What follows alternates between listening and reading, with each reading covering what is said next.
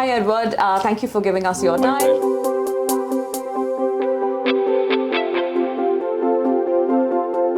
Tell us about the latest launch at Dubai Watch Week from Moser Cie, and if you can tell us what's it that got you excited about this launch? Yeah.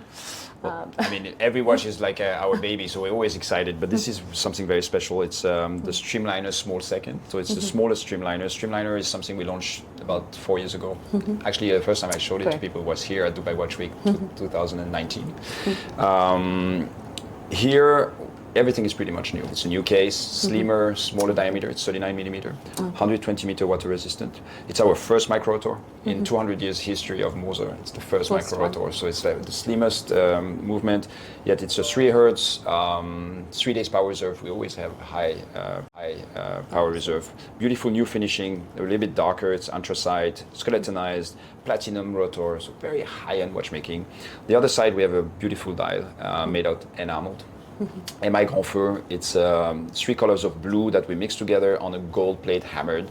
Okay. Very difficult to make, but beautiful. And what I like about this product is that it takes very traditional watchmaking to a very modern world. And that's what we always try to do with Moser, is to be a little bit the bridge between those two worlds. So enamel is very traditional, old school watchmaking, and here it works very modern. Wow. A lot of light, reflections, very electric, and I think that's what makes Moser special. Yeah. So I wanted to ask you, you were talking about how the micro rotor, how we decided upon coming up with that. You talked about your small wrists. So if you can elaborate on that incident. Well, I mean, micro rotor, it gives us a playground for smaller watches. So eventually we can go down to about 36 millimeter. We start with 39 because that's a size that I love to wear. I create watches that I want to wear, and you can see here on the 16.5 centimeters wrist, it works very well.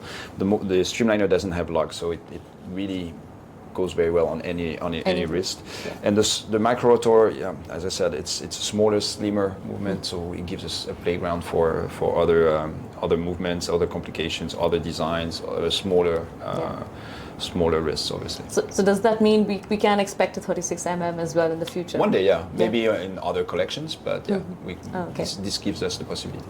So is a lot of brands actually, that I was talking to with saying that they are actively looking at expanding the market by going smaller, as a matter of fact, because that's a lot more inclusive approach. More people can try it on, because you already have the big sizes. Pretty much you are having offerings in those sizes, but to go smaller kind of gives you that edge. It expands your audience. So is that something also that kind of drove this? I think the sweet spot was maybe 40-41 a couple of years ago. We're more towards the 39-40 now. So obviously you want to have to be at the sweet spot, especially for a more classic brand like ours. At the same time, we have some bigger watches, 42, 43, and I think you need to have a little bit of diversity. I cannot make only watches that fits my wrist, which is so small. So again, I think it's our approach is we build the cases around the movements. So if we take our flyback chronograph, for example, we cannot be smaller than 42.3 millimeters. So we created a 42.3 millimeter case. In this case, we can go smaller. Here it's more the size of my wrist. That was like the benchmark to create this watch. But I agree. I think the market is going towards smaller watches. And brands follow usually those kind of trends. And Moser is similar to that. Yeah, and it also gives it a sort of, I would say, dare I say, a unisex, appeal, and that's where everyone's headed. It's no longer, it's very gender fluid. It's not about, oh, this is a man's watch or this is a woman's watch. It's about, if it's a woman wearing a watch, it's a woman's watch. It's a very personal choice. Some people like big watches, and people like small watches, and it's not a matter of whether you're a woman or a man. I think it gives the possibility for people with smaller wrists. General women have maybe a smaller wrist, but it's not a generality. Correct. To wear those watches. But we have people with very small watches wearing the biggest of our models. So I think it's really a matter of taste and choice. Yeah. So from there, I wanted to talk about what has been the philosophy for the brand, because the brand has evolved so much in these years, and so how would you describe the core philosophy at Moser? Like, what's it that drives?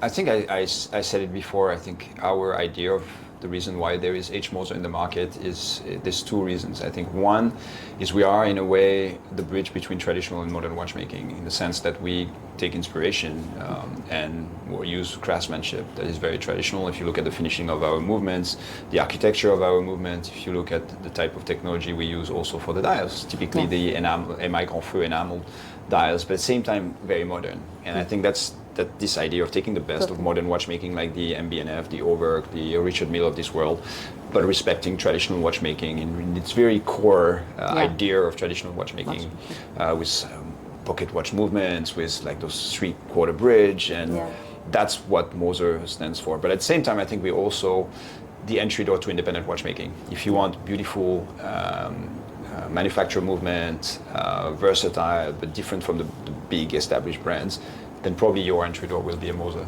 and there's not many alternatives out there. So I think it's a little bit of both. Okay. How important would you say is because the brand is associated with a certain minimalism, dare I say? It's simple at its core, I would say. Despite of course all the complications, all the work that goes on at the back. In its appearance, at least, it's very simple and classic. So how important is that minimalism and at the same time innovation? How do you kind of devote attention to both and keep coming up with beauties like this? So. Well, less is more. It's always difficult to make it simpler, but it's true. It's our philosophy. We defined two aspects of design for Moser. One is the aesthetical design, which is about the type of colors, the fumé, the shape of the cases, the fact that we have three-dimensional effects on the side, the shape of our hands, the indexes, the way we don't put logo, etc. These are the aesthetical. And then we have the functional design, which is more about what functions do we show. And usually the core philosophy is that whatever is not necessary shouldn't be on the watch. So that's how we look at any complication and try to get really the essence of the complication. So you look at a perpetual calendar, is you need the actual year, or do you need to know whether it's a leap year or not? Well, we believe you don't need to know the year. Usually people remember that we're in 2023, otherwise they shouldn't buy Moser. But they need to know whether this year is a leap year, or is it next year, 2 years from now, 3 years from now. And that's why we reduced it to that. And you don't need to see it every day, so we put it at the back. Same thing with the months. Usually you remember the months most of the time. And you don't need to see in big letters the months in the middle. So that's why we use a small arrow at the center. There's 12 indexes, 12 months, so we use the indexes to show the months. And this particular movement, the perpetual calendar, is what defined the functional codes of Moser that we reuse for any complication. For example, the miniature repeater, we remove everything, but you just see the beautiful gongs, the hammers, because that's what's beautiful in a miniature repeater, is hearing it and seeing the beautiful choreography of the hammers, and that's what we try to do with every single model we have. Yeah, I think you described it beautifully. I also wanted to talk about how the brand has such an open mind when it comes to collaborations with equally sharp, witty, brands, like I would say, be it with MB&F, of course, the only watch collaboration, or even with Bucherer. Has that been, and MB&F, I think it was a second collaboration. So how does that, fit into the scheme of things for the brand?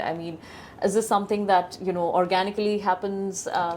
We have constantly a discussion. I had the discussion for a collaboration that probably will go out in 2 to 3 years. This morning, just before our interview with somebody here and Dubai Watch Week, I think what's interesting with collaboration is the way it helps you go beyond your comfort zone, explore new territories. With MB&F, for example, with our first collaboration with MB&F, everything has been very flat at H Moser. It was all in 2 dimensions. Suddenly we explored with MB&F things that we had developed for other brands, 3-dimensional escapements, like the cylindrical hairspring.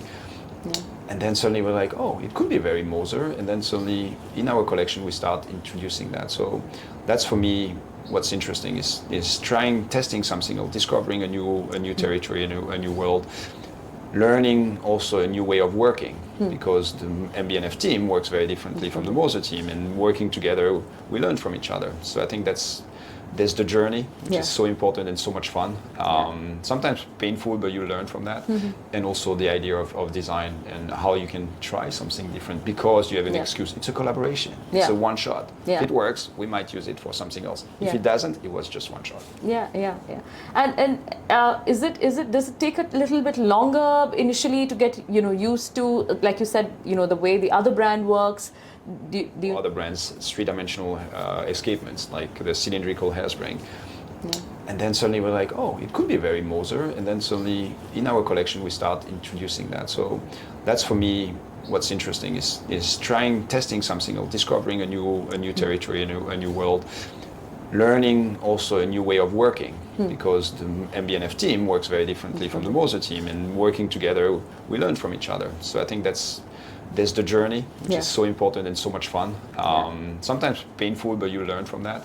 And also the idea of design and how you can try something different because you have an excuse. It's a collaboration. It's a one shot. If it works, we might use it for something else. If it doesn't, it was just one shot. Yeah.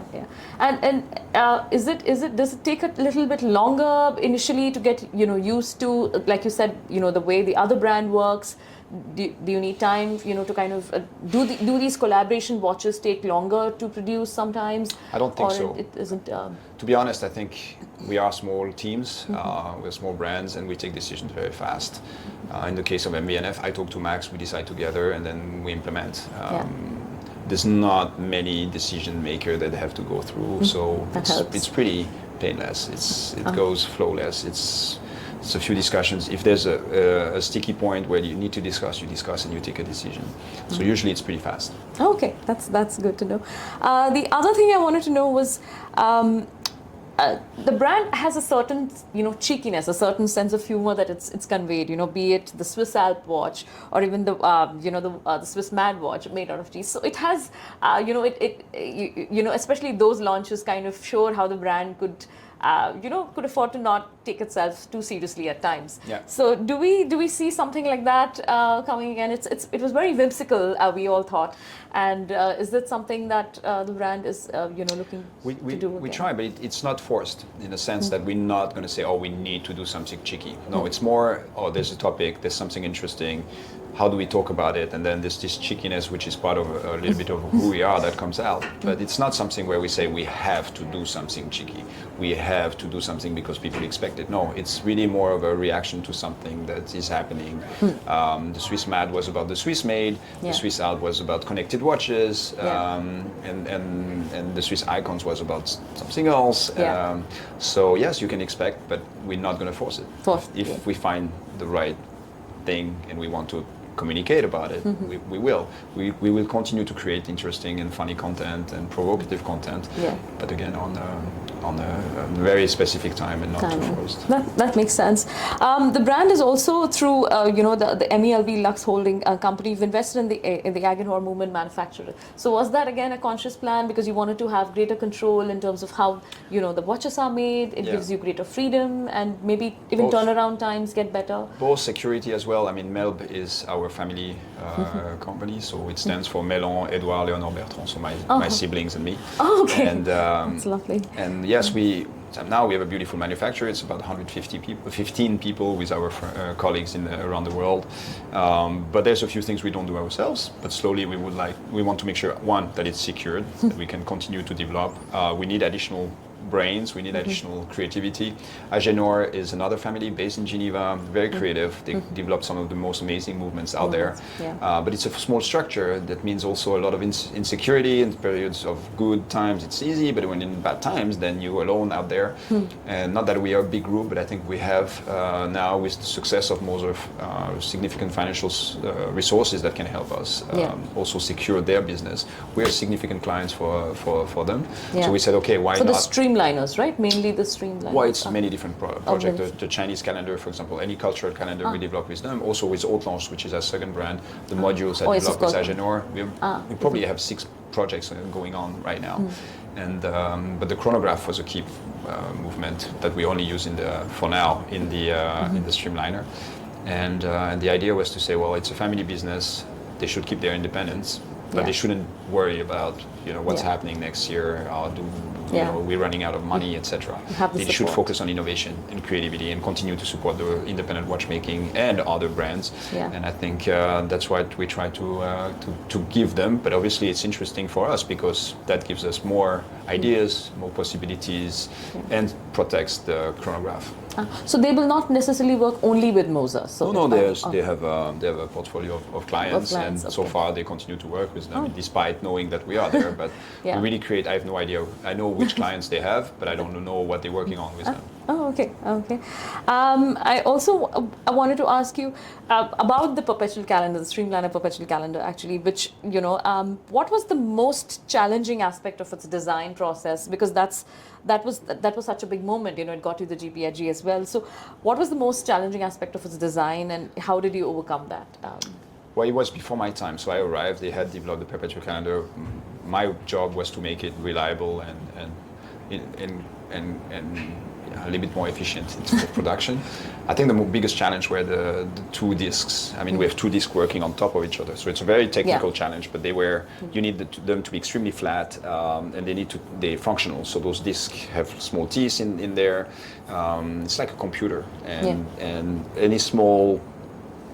I mean, they touch each other, so you need to find something that makes them move in relation without friction. That's where we had a lot of problem with. So I think the biggest challenge was to fix those discs, find the right material for the coating, the right material to produce it also, so that they are to the micron of precision. And now we master it, but it took time. It took time, yeah. But I think it kind of paved the way for all your future, streamliners. It is the core for any of the, not only the Streamliner, for any of the movements we develop. We have 18 different manufacturer movements, and all of them are inspired by the Perpetual Calendar. Okay. I also wanted to ask you, how do you think, you mentioned this is your 6th edition here at Dubai Watch Week. So how do you think has the event evolved over the years, and how do you think the collectors' preferences have changed over the years since your first time to now? It's changed so much. I mean, I remember back then, I think 2014 or 15, the first time I came here, nobody knew Moser, and nobody knew independent watchmaking. Here, and they're asking questions, who are you, where do you come from, what is that brand? Pretty much Rolex was the thing, right? Now that's changed completely over the years, with the forums, with the press, with a lot of education, visibility through the platform here, more people coming. People have completely changed. They know everything about the brands. They know the people, they know the products, they know what they want, they know the work behind it, and I think that's really because of Dubai Watch Week, and what the Sediki family have achieved here is incredible. And it's interesting to see that this year we have so many of retailers or influencers from all over the world coming and saying, how could we do that in the US? Could we do that in Asia? Because it's such an amazing platform. I think you can only do this in Dubai, but you can do something different. And it definitely helped us so much. So much. I think I remember speaking to him. Then she said the same thing, that we started out and we got the support from the independent brands. I think it's just a synergy between Siddiqui and Sons and the brands, and both benefited. Everybody win. So I think that's great. I also wanted to ask you about the Indian market. I know the Indian market is still, it's not quite where the Middle Eastern market is probably.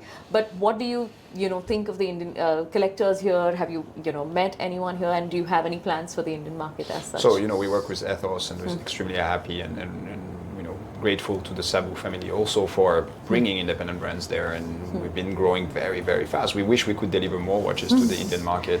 Fortunately, our production is quite limited, but we have big plans. It's a very strategic market for Moser, but I think for many other independent brands, we see a lot of potential, which was definitely not the case even 5 years ago. A lot of tags, difficult, nobody knew, everybody wanted certain products that was not really about independent, and that's completely changed. Also because a few people helped develop the market. There's amazing collectors. Some are here. There's collectors clubs as well that contribute. It is considered by many brands as one of the most strategic market for the future. Obviously, with a big population. So and the fact that they now discovered the true independent watchmakers, the artisans, the artists. That makes a huge difference. So I think you will see more and more brands entering the market with bigger and bigger visibility. For us, the objective is to open our own boutique together with our partners there. But at the moment, we are already very happy in the way we represented in the different key cities. But there's so many key cities. So unfortunately, we need to be very focused on quality and not too many point of sales, because we just don't have enough products. No, that makes sense. But we look forward, and that can change. Like you said, it's only going to get better. So I think I think that's pretty much it. I think we've covered all ground. Perfect. Thank you Thank so you very much, much. Edward. Thank Pleasure. you.